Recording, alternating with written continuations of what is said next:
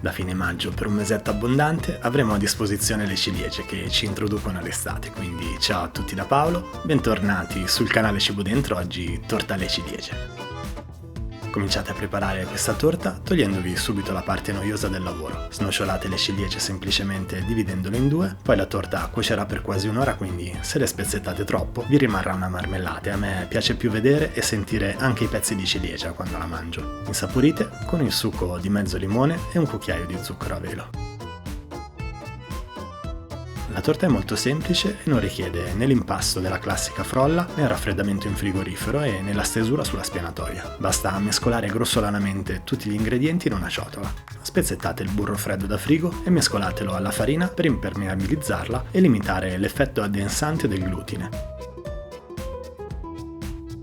Questa torta è una classica sbriciolata, dovrà risultare friabile, quindi un po' sbriciolante, ma molto più gustosa di una normale frolla. Quando vedete che tutti i pezzetti di burro si sono distribuiti sulla farina e non rimangono più pezzetti in giro per l'impasto, aggiungete tutto lo zucchero e mescolate anch'esso alla farina. Aggiungete a questo punto 2 tuorli d'uovo, lasciando da parte gli albumi che, contenendo più acqua, contribuirebbero a rendere troppo elastico un impasto che vogliamo sia per quanto possibile separato. Un pizzico di sale esalterà il sapore della frolla, mentre un cucchiaino di bicarbonato aiuterà a renderla meno compatta. Se volete evitare di sporcarvi troppo le mani in questa fase, potete aiutarvi con un cucchiaio.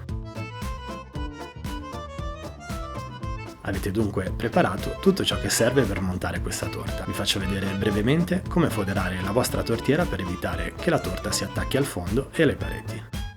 Adagiate un foglio di carta forno sul fondo della tortiera e incastratelo al cerchio estraibile, poi ritagliate l'eccesso di carta.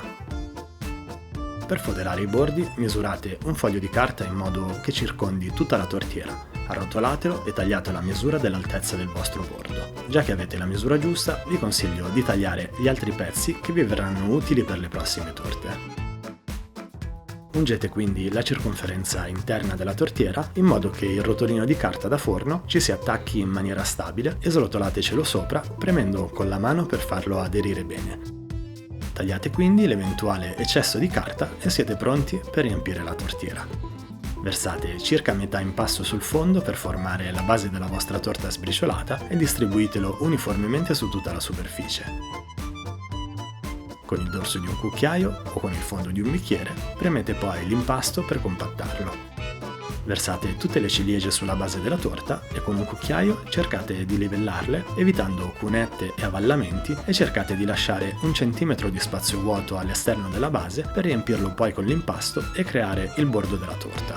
Versate a pioggia la metà di impasto che vi siete lasciati da parte cercando di distribuirlo su tutte le ciliegie e poi riempiendo lo spazio vuoto che avete lasciato sul bordo della torta. Date una leggera pressata con la mano o con il dorso di un cucchiaio e potete infornare.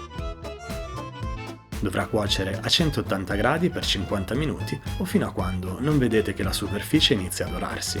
Nel caso facesse fatica, accendete la funzione ventilata negli ultimi 5 minuti. Fate raffreddare completamente la torta alle ciliegie, poi, grazie alla presenza della carta forno, riuscirete ad estrarla senza alcun problema. Servite la vostra sbriciolata a temperatura ambiente e tenete in mente che il suo nome non è a caso e che qualche briciola in giro vi rimarrà sulla tovaglia.